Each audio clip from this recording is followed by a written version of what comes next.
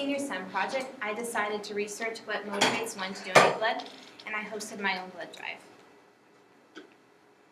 I first wanted to start out what got me hooked. I knew that for my senior project, I wanted to help people and I wanted it to be direct.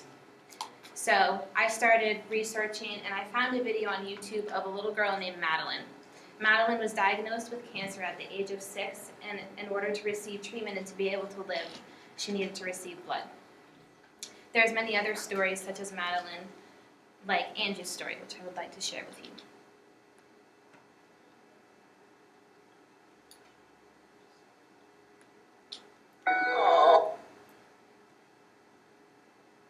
Oh, don't worry.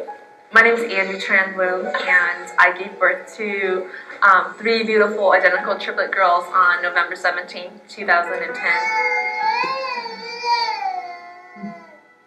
And an unexpected complication arose where I needed 50 plus units of blood, and if it wasn't for your donation and the blood bank that was on site at UCI, I wouldn't be sitting here right now, you know, without you donating your blood.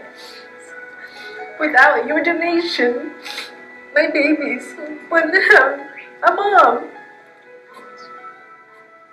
I know that there's about 50 some odd people out there that have donated blood, and because they did, I'm not a single father, and my wife's here and to celebrate each and every day that we have with these kids. So you should know when you're sitting there, you are absolutely doing something special. You're absolutely saving someone's life.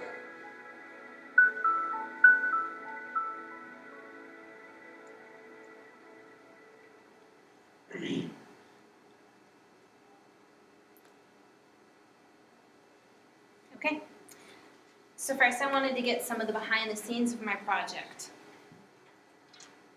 I had 99.5 hours total. 22.25 of that were dedicated to project logistics, such as my PowerPoint. 15.75 were research. 26 hours were mentor hours. And for my community connection, I had 20 event hours and 16 volunteer hours. My thesis. Donors choose to donate blood or the gift of life because they believe it is their civic duty to help others in the community, are drawn in by the gifts and food offered to donors, or may want to achieve altruism. There are many reasons why donors donate blood that support my thesis. Starting off with, we have external forces. Some of these external forces are advertising, such as commercials, billboard signs, personal stories that help touch the lives of blood donors, influencing them to donate the gift of life. The Red Cross works with more than 50,000 blood drive sponsors in order to host 200,000 blood drives to provide convenient locations for blood donors. A quote by Mark Twain: "Many a small thing has been made large by the right kind of advertising. In order for a blood drive to be successful, there must be a plethora of advertising." Internal force. Various donors are inspired to give blood because they have the desire to help the community or have an altruistic desire. According to the Red Cross, the #1 reason why donors donate blood is because they want to help others. Altruism is innate, but it's not instinctual. Everybody's wired for it, but a switch has to be flipped. For many donors, the first time they donate blood, their switch is flipped to altruism. A large handful of donors also think it's their civic duty. Many believe it's their way to give back to the community. During an interview with Carolyn McNamara, who made hosting my blood drive successful, I asked her a series of questions. These questions pertain to why she decided to work for the Red Cross. And one specific question I asked her, "Why do you give blood?" And she responded with, "It's my civic duty. It's how I give back for what I've taken." John F. Kennedy's quote, "Ask not what your country can do for you, ask what you can do for your country," supports this. Many donors believe donating blood is the way to give back to the community. Although most donors do not have a desire to receive an incentive, it helps with the motivational factor. Speaking with a teacher here at Bow High, she used to donate every 56 days while in college because money was tight, where she received a free dinner for donating her blood. A study done by the Red Cross shown that if an incentive is involved, the attendance rate increases by 52%. For every disciplined effort, there is a multiple award. Not only will donors receive a free ice cream at their local ice cream store or discounted ball game tickets, they also receive the reward of knowing they actually saved lives and made a difference. Every donor has the best interests of the community in mind when they donate. A recent study from the National Blood Foundation said that donors like to donate because it supports their local communities, hospitals, and the community culture. Taken from a survey at My Blood Drive, 100% said they were there to help in one way or another. A quote from Mitt Romney supports this, and that's how it is in America.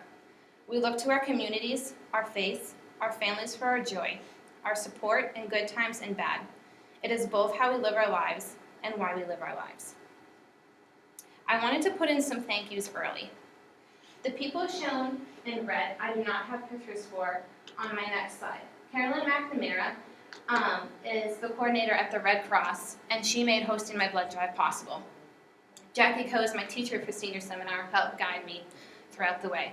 I want to thank the Red Cross staff for making hosting the blood drive as easy as possible, and Grace Friege, the art teacher here, and also my advisor, who sent out emails to everyone and got donors to come in. I want to thank my parents, Dale and Jeannie Clement, for being supporters. Michelle and Danielle Gould. Danielle Gould is my best friend, and her mom came and took time out of their day to support me. Mark, Jill, Ashley, and Ryan Brooks. Ryan is my boyfriend, and he supported me the whole way. Ashley came to my blood drive to support me. Mrs. Brooks posted an announcement on Facebook, making everyone aware of my blood drive, and Mr. Brooks came and donated. John Gibbons is my friend here at Bow, who is my first donor of the day. Jake Prue also took time out of his day to come and help. Jake Huppy, a longtime friend of mine, snuck in right at the end to help me donate, and brought along Kim DeRusso. Mr. Duhame is a math and engineering teacher here at Bow High, and he came to help me. And Lauren Wheeler, a friend of Ashley Brooks, came and donated for her first time. My blood drive. My blood drive was extremely successful. We had so many people that we ran out of blood bags and actually had to turn down people. My project and my research went well together because during my research, I learned ways to get donors to actually come to my blood drive because I had no idea how to set that up, and throughout my research, I learned how to be successful. It's significant because I helped save 135 lives. I brought in many first-time donors such as Danielle Gould, Lauren Wheeler, John Gibbons, and Jake Huppy, and Mark Brooks, who I featured, is actually donating at the State House tomorrow. Some challenges. In the beginning, I faced a challenge of actually getting in touch with the Red Cross. I went through many different people, and finally I reached Carolyn, who I went in with a meeting, and everything got set up, and she sent me on my way. Getting donors to commit was a bit of a struggle because, as many of you know, you have a certain amount of people say they're going to show up, but only half of them are going to actually show. There's a new thing that the Red Cross has on their website. You can schedule your appointments, and that was a bit tough to actually get people to schedule their appointments on there because it was new and they're not adapted to that yet. Advertising to get new donors was a bit of a learning curve because I never really advertised for anything before, but it turned out pretty successful. A personal challenge at my blood drive. I had so many people there at one point that my wait time was about an hour to an hour and a half, and only one person left that, and he said he was going to come back, but he never came back, but it was okay in the end because we ran out of blood bags.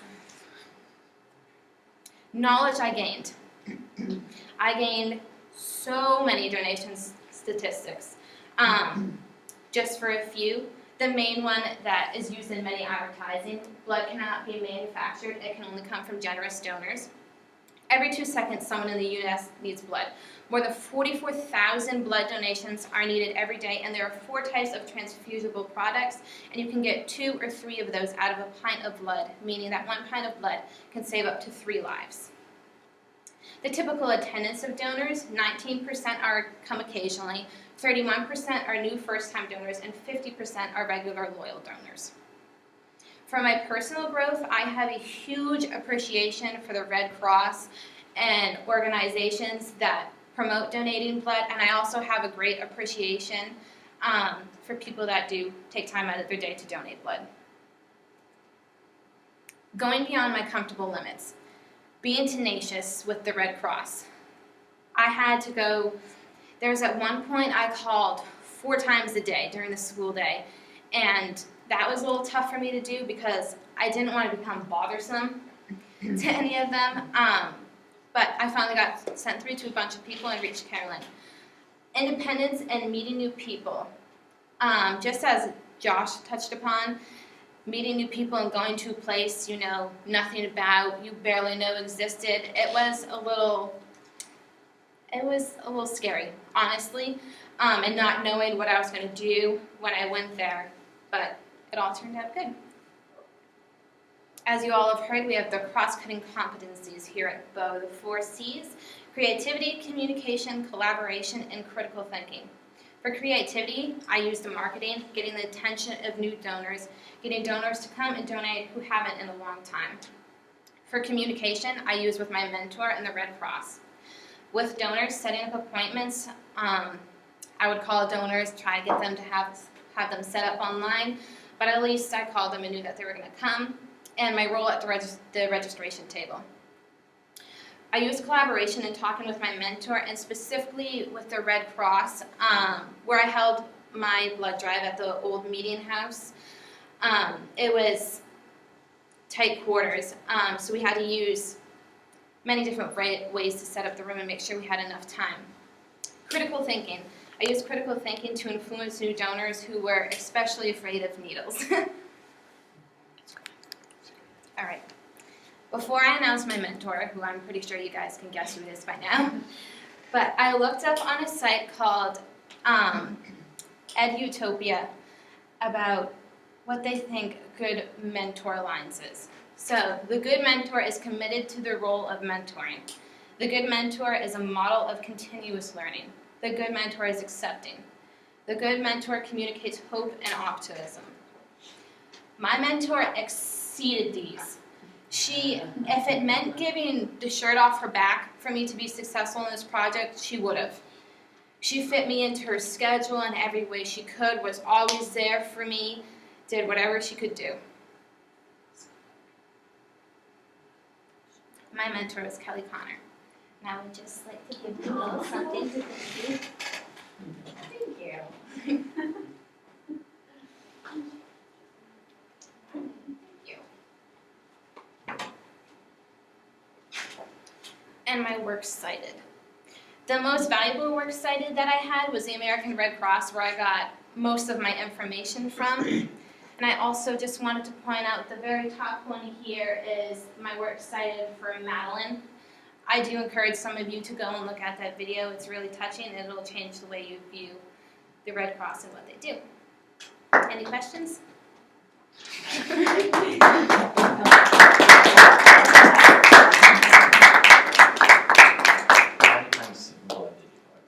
How many pints? 45. So 45 times 3 equals 135 lives saved. Any others? How did you get people to come out during the middle of the summer? How did I get people? For your brother. Well, my friends, I begged. And because most of them were like, oh, needles. A lot of the people that showed up were walk-ins. A lot. So my advertising must have helped a ton. I advertised a lot. I had my boyfriend's mother, Jill Brooks, put up a poster at the Concord Hospital. Mr. Brooks actually got one of his friends to come in after he left.